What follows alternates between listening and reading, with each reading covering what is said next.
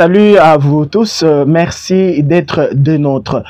Nous sommes 4 missionnaires Oblat de Marie Immaculée, nous sommes réunis ici dans le beau cadre du centre spirituel Kipalo. Nous sommes chez des jésuites, nous sommes à Kikwit, en République démocratique du Congo, je le précise parce que parmi nous il y a un Camerounais, un non-congolais. Le père Ferdinand Oono, supérieur provincial des missionnaires Oblats de Marie Immaculée au Cameroun, le père Joseph Ntumba, supérieur provincial sortant des Oblats au Congo, et Constant Kienge, supérieur provincial entrant. C'est par hasard que vous êtes tous les deux ici. En fait, qu'est-ce qui nous a réunis ici pendant une dizaine de jours, ici au centre spirituel Kipalo? Père Joseph Ntumba, c'est vous qui avez convoqué ici vos confrères. Oui. Alors, les confrères sont venus, ou nous sommes venus ici à Kipalo, parce que nous avions à vivre le moment de retraite qui avait été prévu par la province, une retraite annuelle. Et cette retraite se situe dans le cadre de la continuité de l'animation du chapitre général de septembre 2022. C'est dans ce cadre-là que nous nous sommes réunis ici. Et après la retraite, on a eu aussi quelques jours de session, toujours dans le même cadre de l'animation du chapitre général. Ce chapitre général avait un thème. D'habitude, il y a un thème pour un chapitre général. Oui, le chapitre général avait pour thème pèlerin d'espérance en communion. C'est sur ce thème-là que le chapitre a pu réfléchir. Et ici, dans la province, après avoir fait la restitution de ce chapitre aux communautés locales de la province, nous avons voulu prolonger encore avec ce même thème comme thème de retraite. Et c'est ce que le prédicateur, qui était aussi capitulant, en 2022, le père Ferdinand, ici à ma droite, c'est ce thème-là qu'il a essayé aussi de développer pendant ces 5 jours de retraite, mais aussi après la retraite, pendant les 3 jours au moins de la session. Alors, commençons par la retraite, père Ferdinand.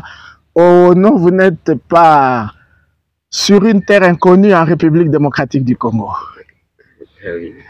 Vous avez déjà été congolais, pour ainsi dire. Vous avez déjà vécu au Congo avant de venir prêcher cette retraite à vos confrères.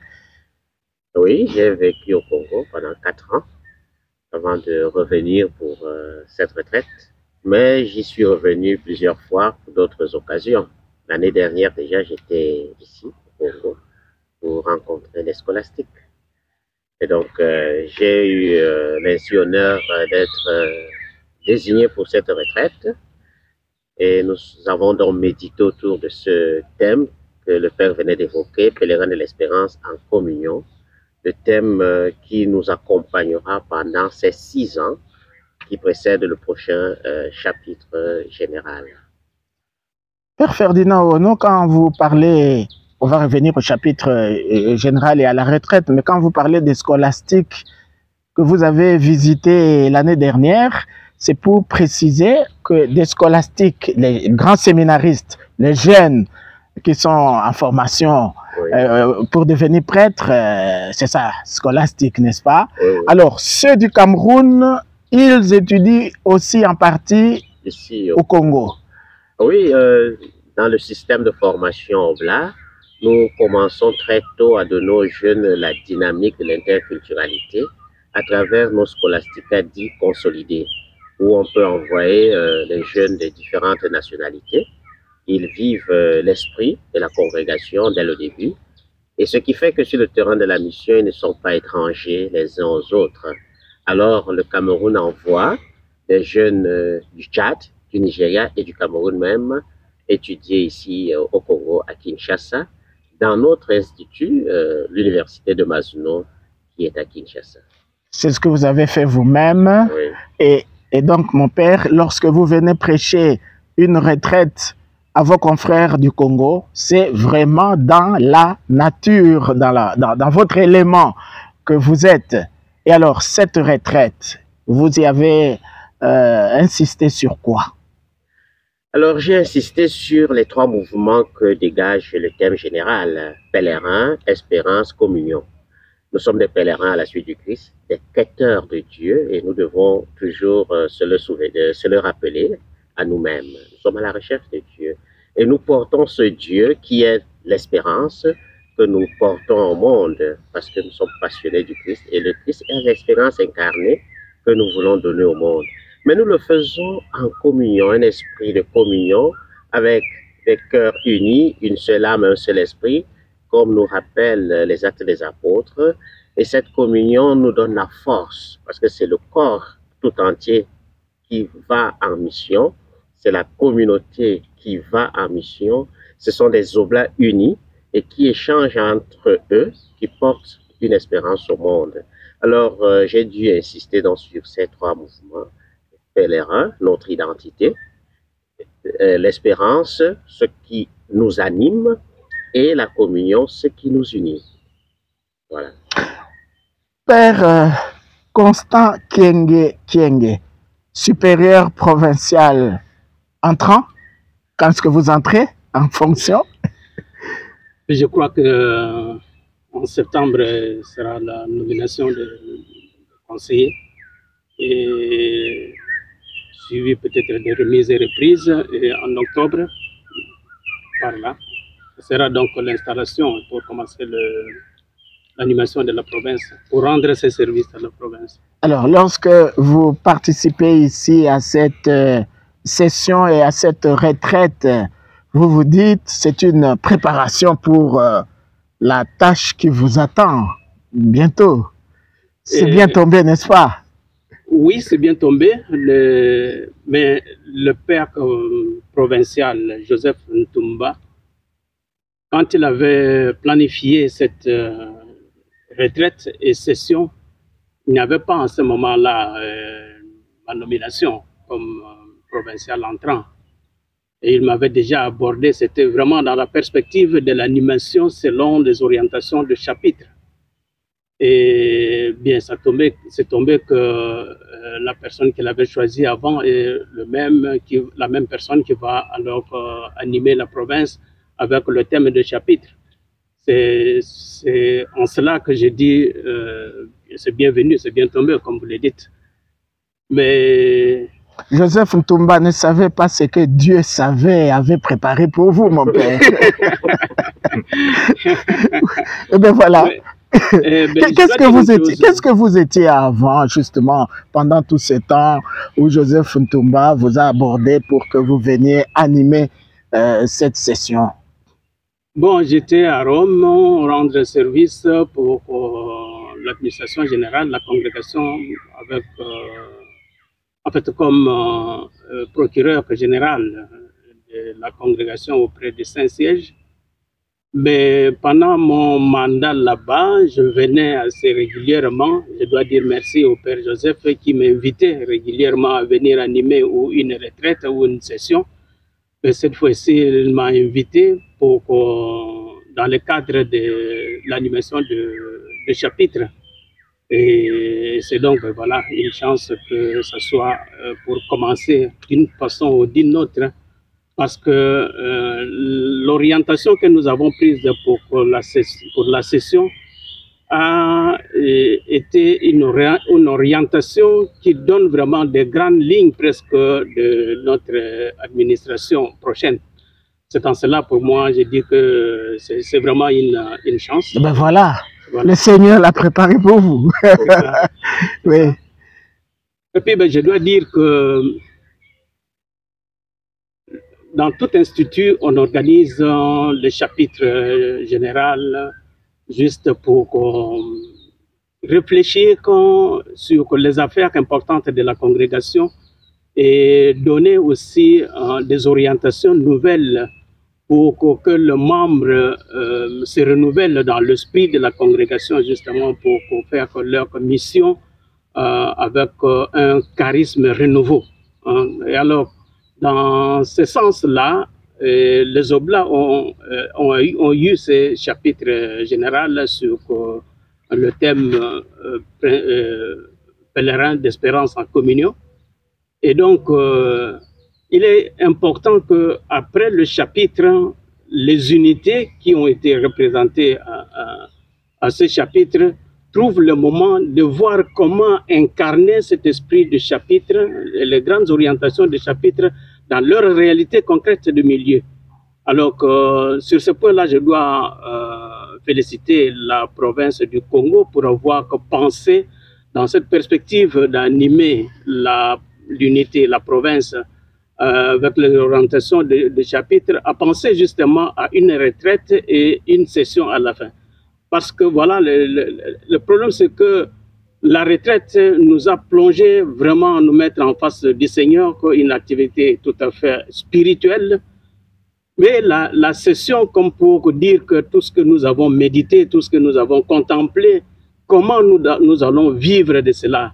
Alors la session a donné un peu comme un chapeau à la retraite pour donner dans la vie concrète des Oblats, c'est tout ce qu'ils ont vécu dans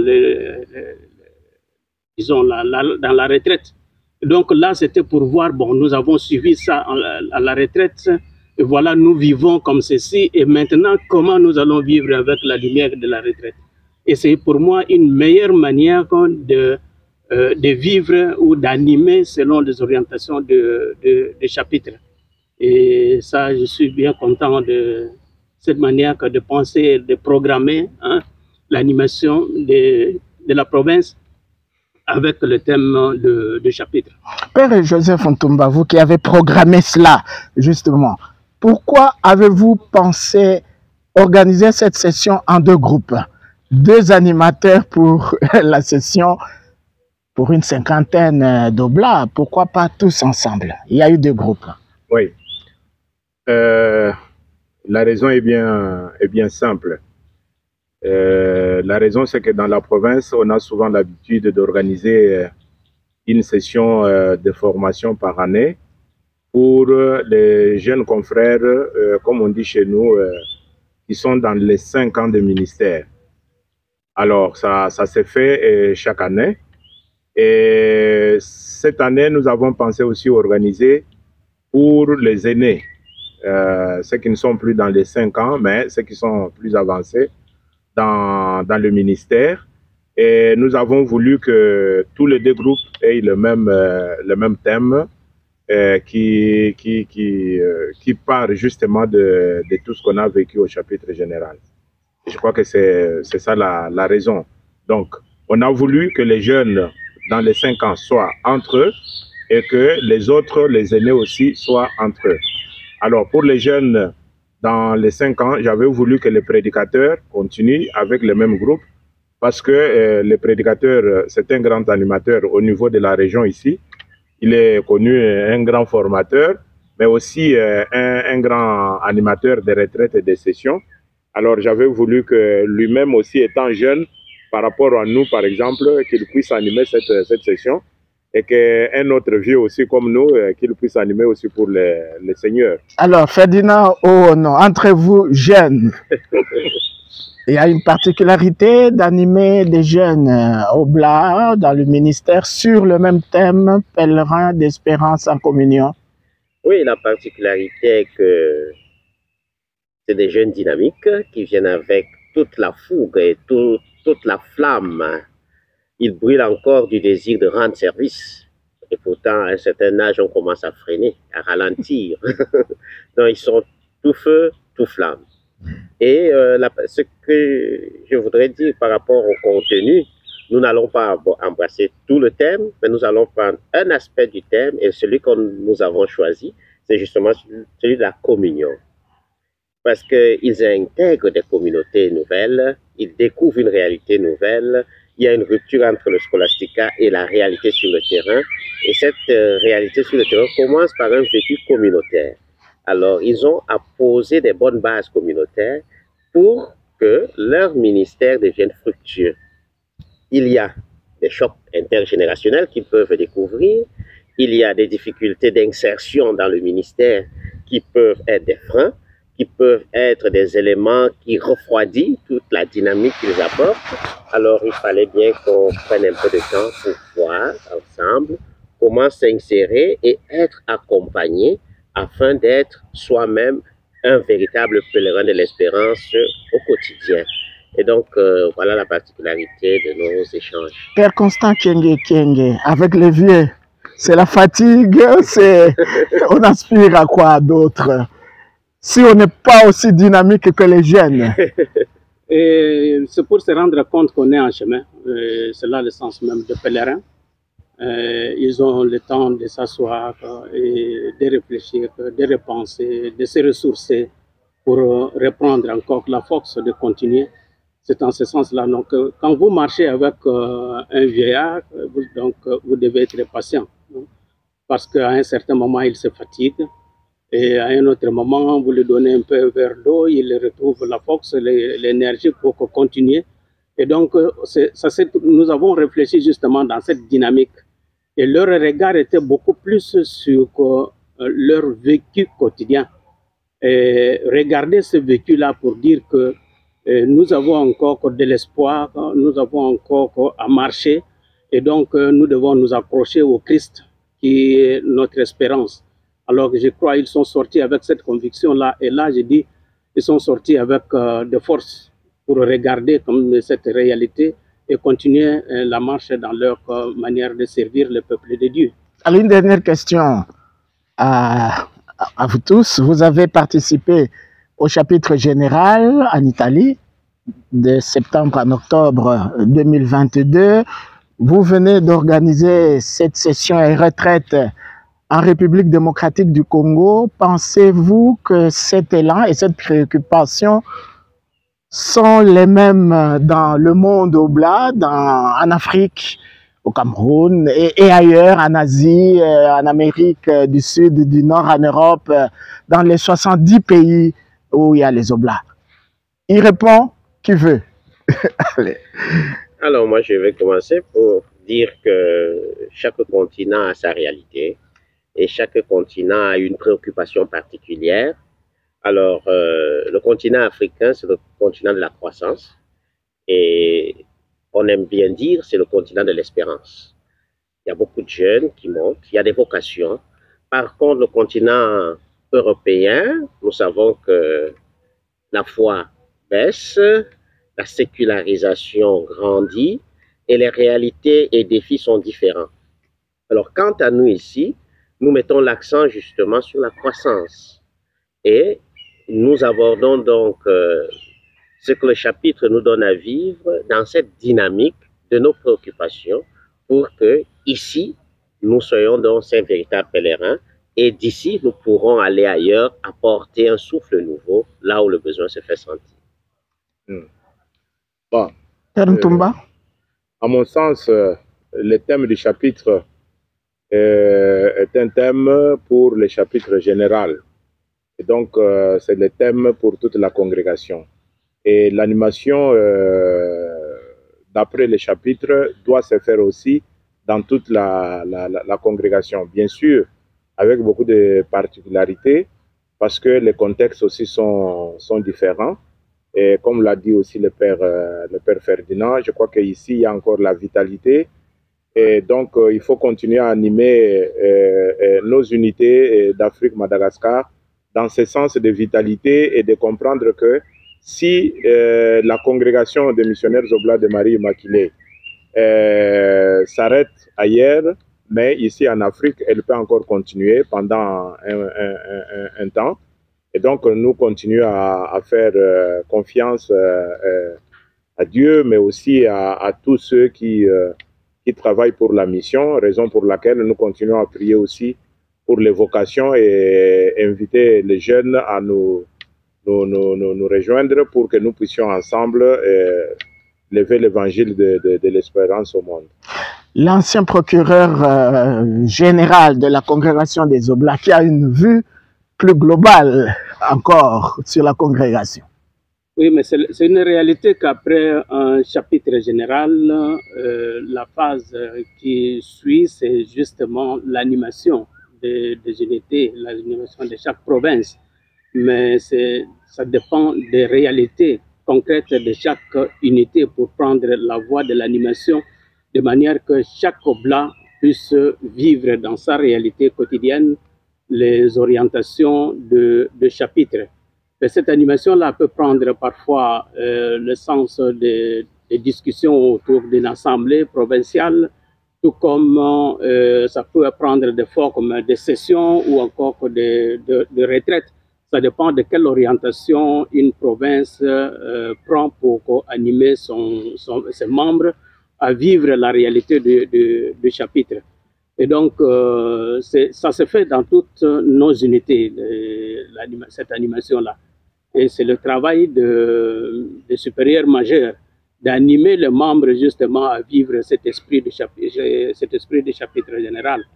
Et donc, votre question, c'est dans toutes les unités que cette phase-ci est maintenant prise au sérieux, quoi. Merci, Père Constant Kyenge, nouveau supérieur provincial pour le Congo, chez les missionnaires Oblats de Marie Immaculée. Vous entrez en fonction, vous nous avez dit, vers la fin de cette année 2023. Merci, Père Joseph Ntumba. C'est vous qui avez organisé, vous qui nous avez réunis ici à Kipalu pour cette retraite et cette session. Supérieur provincial sortant. Allez, bon pèlerinage pour le reste. Vous recevrez du Père Kyenge une obédience. Voilà. Père Ferdinand Oono, merci à vous, supérieur provincial du Cameroun. J'ai appris que vous vous êtes reconduit, vous avez un nouveau mandat et vous êtes aussi, quand vous avez parlé de l'Afrique tout à l'heure, on doit l'avoir ressenti, vous êtes, comment vous dites, président de la région Afrique, Madagascar, pour les missionnaires Oblats de Marie Immaculée. Merci à vous, bon pèlerinage et merci à tous ceux qui auront suivi ce témoignage des missionnaires Oblats de Marie Immaculée. Nous disons ensemble, loué soit Jésus-Christ et Marie Immaculée. Merci. Merci.